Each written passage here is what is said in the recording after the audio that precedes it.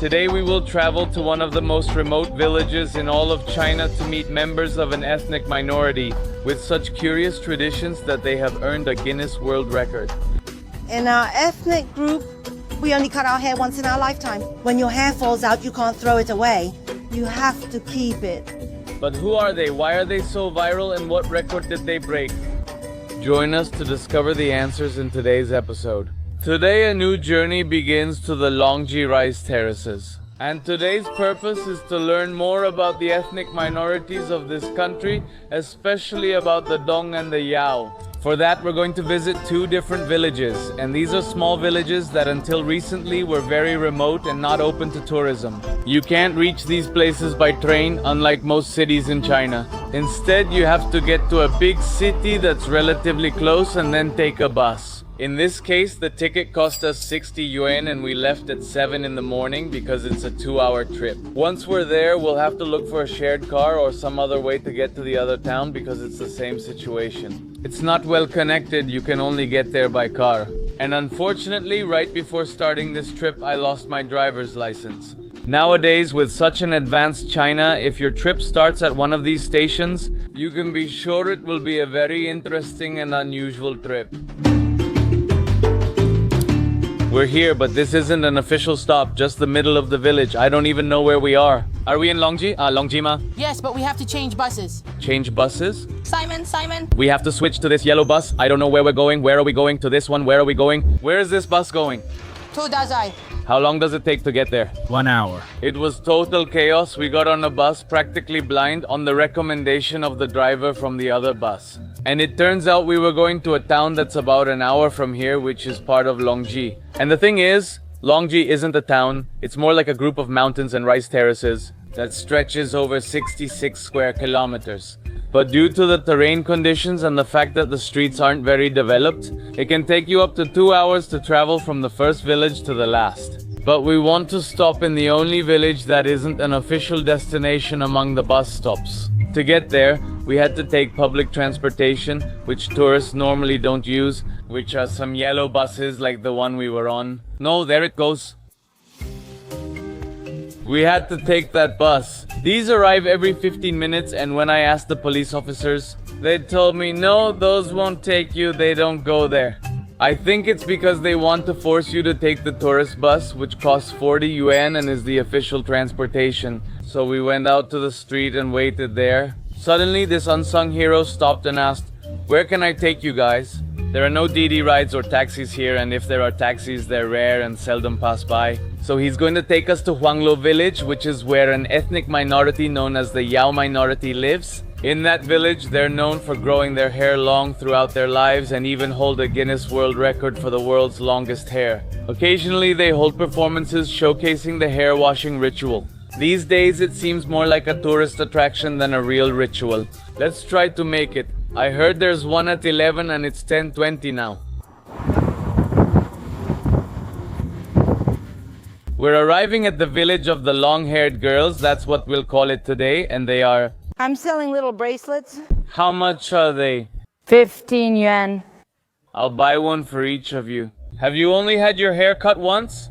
That's right. All of you? Simon. They are the girls with long hair, and I asked, does it reach the floor? They replied, more than the floor. We have to gather it up and fold it, and now you're going to see it in the show. How do we unravel it and how do we wash the hair? And they sold us these little bracelets for 10 yuan each, which mean abundance and good luck, and one of them is for gas. All these villages are built with wood, but none of them has a single nail. That's typical of the Yao, Dong, and Yuan minorities whose traditional architecture resembles Lego. The assembly is obvious from here. You can see how they do it. It's incredible to think that without so much technology, they built all these villages, but they're also fire prone and there have been 1 or 2 past disasters. They spread really quickly. Today we have a wooden construction expert as Gas is building a roof for my country. Gas, what can you tell us about wooden structures? Some people think a wooden house isn't strong because it's not made of concrete or similar materials. But actually wood gives it a lot of structural flexibility and it handles earthquakes quite well. We already have the tickets that our driver got for us. Greetings. Here is my ticket.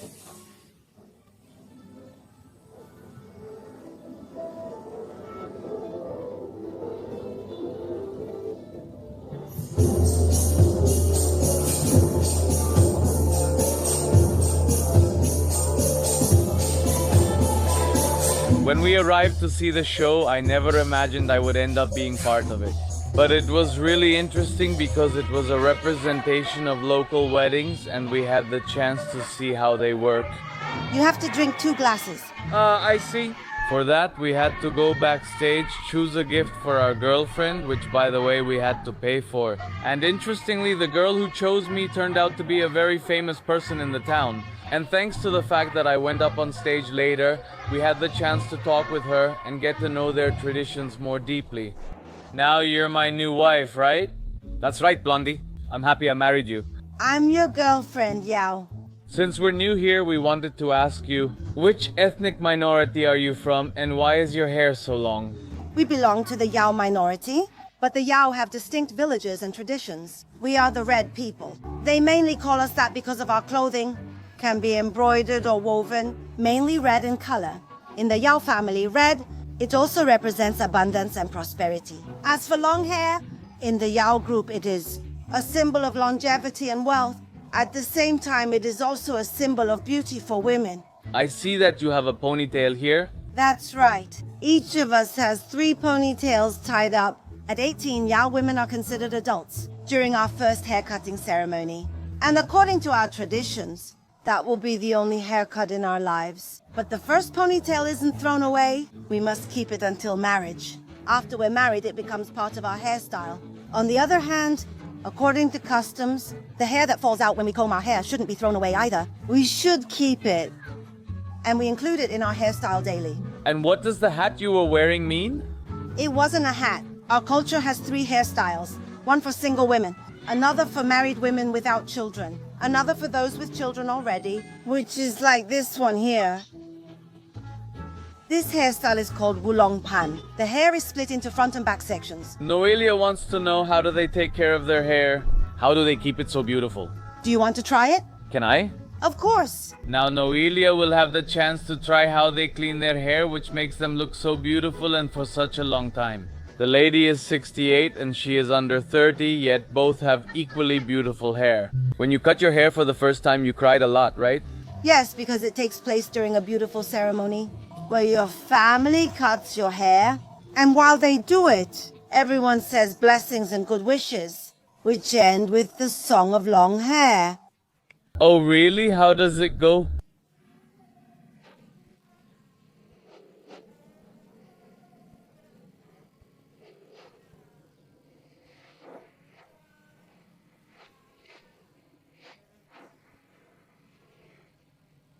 Wow, it sounds so beautiful.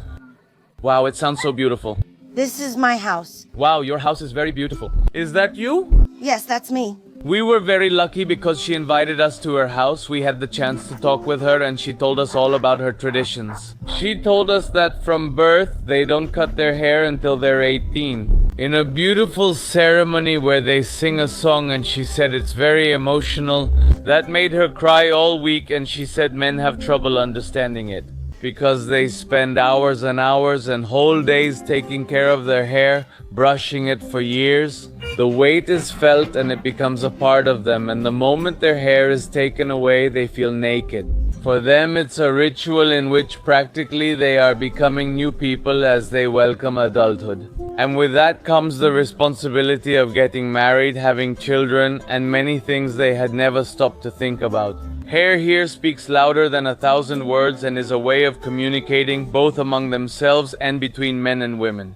To understand another person's situation, it makes sense like this. You don't have to be wondering if someone is single. There is a lot of clarity. And it's like the purpose of the wedding ring, but much more obvious. And he said that they are traditionally peasants. Yao women work in the fields and are a big part of the family economy.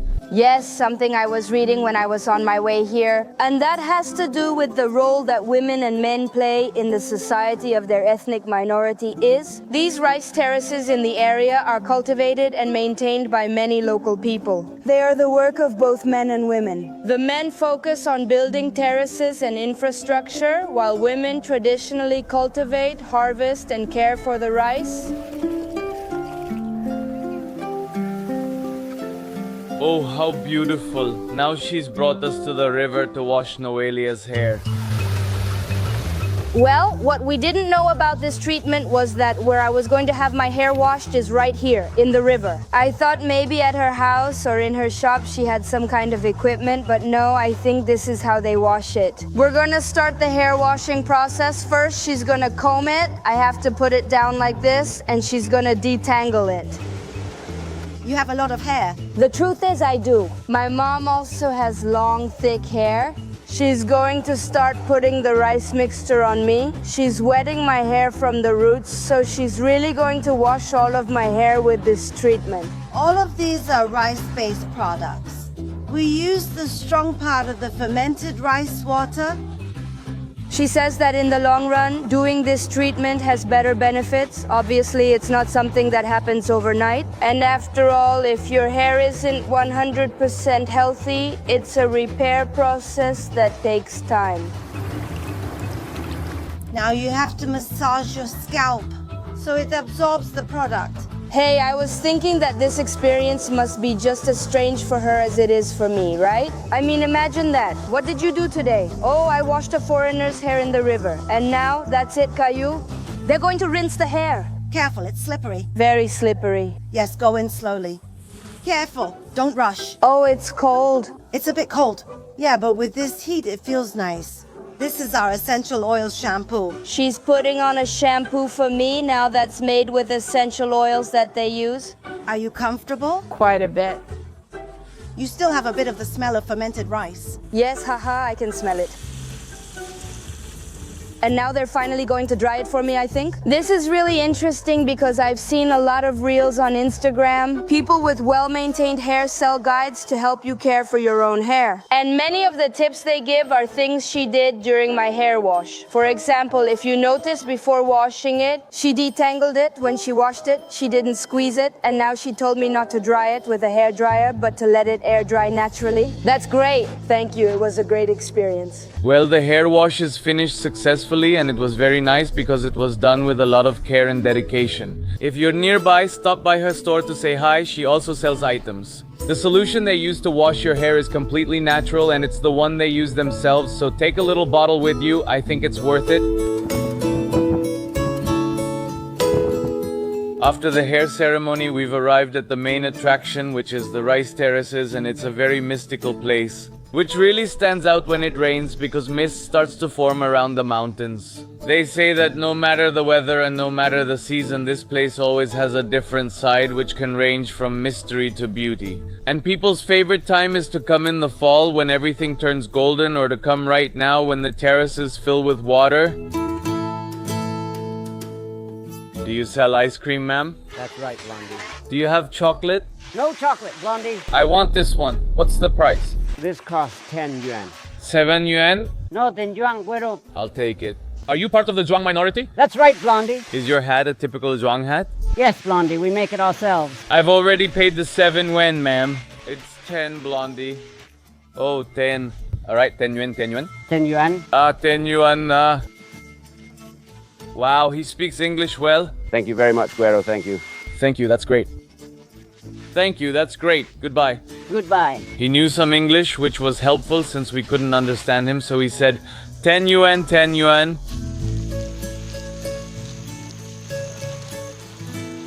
We're still pretty far from the top, but from here you can already see how beautiful it is. This is the perfect time to explain Longji Long. In Chinese, Long means dragon and Ji means spine. The name comes from the Chinese saying that if you view the terraces from above, they look like the spine of a dragon winding through the landscape. And you might also wonder, how do rice terraces work? Why plant them on a mountain? Well, these are a marvel of ancient engineering because the Yao people living in the mountains hardly had any space to plant, or at least any flat space. So they came up with the idea that it would be a good idea to create their own space and use the mountains like a flow of water. So what they did was build retaining barriers, which are usually made with stone or compacted earth, to stop the water that naturally flows from the mountains. So they don't need to irrigate because the rain does its job by the force of gravity. So the terraces get flooded, which at the same time has a tremendous benefit for the farmers since the water acts as a natural pesticide. And that's because many other weeds or plants that would normally kill the crops can't grow underwater, but rice thrives in such conditions. Alternatively, this type of terrace stores water, which locals later drain by opening holes or removing stones. And they use it for other things down there. For example, they use it for the bathrooms. At some point it was even used for washing clothes because the water was filtered. Also, the water provides a drink for the ducks and farm animals in the village. The larvae and worms that grow inside it are a source of essential nutrients for their livestock. It's a tremendous win-win and truly a marvel of ancient Yuan engineering. Noelia told me the Yuan were pioneers, but it's also true the Yao and Yuan live here close to each other. So they share tips with each other, but no matter how beautiful they look, working in these rice terraces is a very arduous and extremely complex task since it represents many dangers for the farmers. For example, imagine if you were working here in the mud with how narrow some terraces are and how steep they can be. It can represent a deadly fall. And it's common for farmers to have accidents, especially when the terraces are flooded. Because, as I told you, the retaining walls are often made of compacted earth. But besides the loss of life or the injuries that farmers can suffer when a wall gives way, this means the loss of months and months of work and preparation, and it usually happens when the rice is about to sprout. So it's true that these terraces, while they are very beautiful and represented a tremendous advance in local agriculture, they can also pose a danger and require a lot of work. Imagine climbing up daily to plant, then hauling the harvest back down. And because of the nature and location of these terraces, it's very difficult to use machinery. Everything must be done by hand, which often affects farmers' health. Just now we saw some elderly people pass by who surely spent their whole lives working on the rice terraces. And many of them are hunched over to an incredible degree. You see them walking and their heads are almost at the level of their hips. That comes from years of bending over here carrying huge baskets of rice. But well, until a few years ago, that's what they had to do to make a living in this part of the world. And today, tourism. Tourism has brought in much more money than rice ever did. Our steed has arrived and now we're heading to a village called Zhaoxing, which belongs to the Dong minority. We've seen the Yao minority, known for long hair, and the Yuan minority, known for rice terraces. And now we're going to meet the Dong minority. We're arriving at the little village where we're going to sleep today. It's this one right here, and it's super, super cute. I was really impressed, but the funniest thing is that our driver today was also really impressed because he was like, wow, I didn't know about this place. How did you find out about it? And he was taking pictures and videos. It's really funny. The places we've already been to, not even the Chinese themselves had heard about them. It's beautiful, isn't it? Yeah, it's cool for a trip. I agree. I haven't heard of this place before. No, I've never been here before. We had no idea that you have to buy a ticket to enter a town. Obviously, the local people don't have to do that. But this is where the Dong ethnic minority actually lives, and one way to stimulate the local economy is through tourism.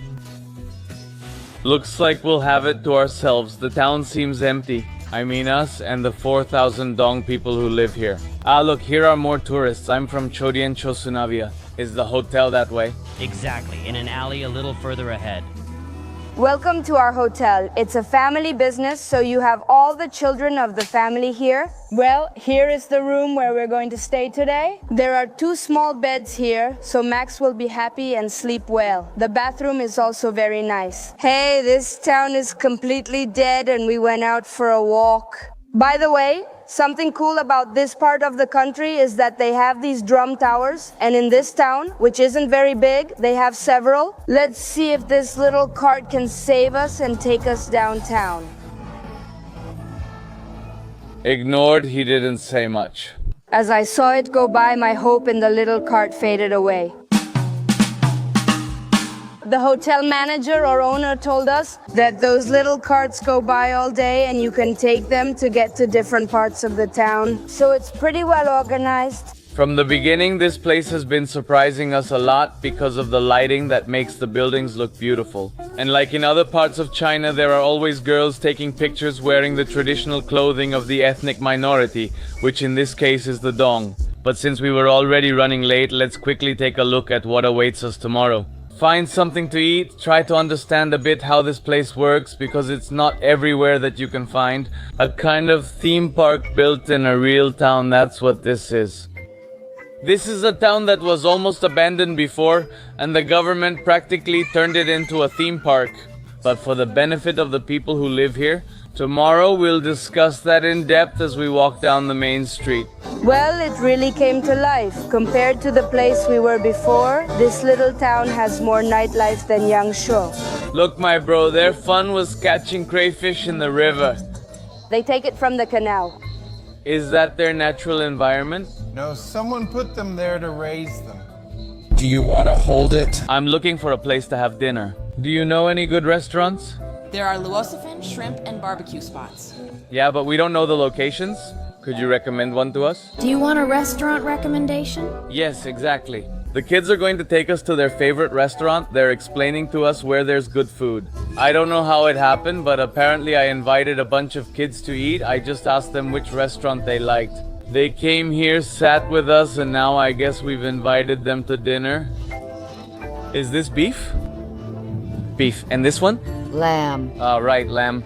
The kids were so hungry that they rushed at the food as soon as it arrived. Eat, eat. I haven't eaten all day. You haven't eaten in a day? That's right. Eat, eat then. Don't eat it all. It was funny. They said, we're leaving now after dinner, and I just said, all right, cool. They run off, and I suddenly noticed they left their prawn fish tank. I'll always remember this as the day I accidentally ended up inviting 3 kids over for dinner.